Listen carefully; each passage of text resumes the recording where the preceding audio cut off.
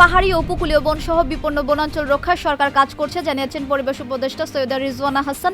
বন সংরক্ষণে ট্যুরিজম নিয়ন্ত্রণের চেষ্টায় নানা প্রতিবন্ধকতা তৈরি হচ্ছে। আজ জাহাঙ্গীরনগর বিশ্ববিদ্যালয়ে এসব কথা বলেন তিনি।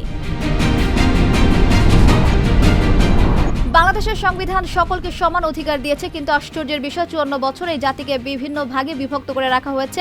মন্তব্য জামায়াতে আমির ডাক্তার শফিকুর রহমানের। এই কাজটা সুকৌশলে করেছে আওয়ামী লীগ।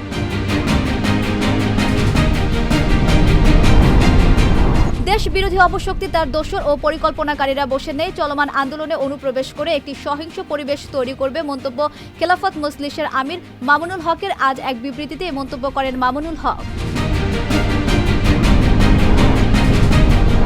মব উস্কানো ষড়যন্ত্রকারীদের রুখে দাঁড়ানোর আহ্বান জানিয়েছে বৈষম্য বিরোধী ছাত্র আন্দোলন। ছাত্র জনতা এক হও, দেশ গড়ার শপথ নাও। আজ দুপুরে বৈষম্য বিরোধী ছাত্র আন্দোলনের ভেরিফাইড ফেসবুক পেজে এক পোস্টে এই আহ্বান জানানো হয়। সৌদি আরবে ভ্রমণকারী ও ওমরা হজ পালনকারীদের জন্য মেনিনজাইটিস ভ্যাকসিন সার্টিফিকেটের বাধ্যবাধকতা বাতিল করেছে দেশটির সরকার। এর আগে গত 7 জানুয়ারি দেশটির স্বাস্থ্য মন্ত্রণালয় পর্যটক ও ওমরাকারীদের জন্য এই টিকা বাধ্যতামূলক করেছিল।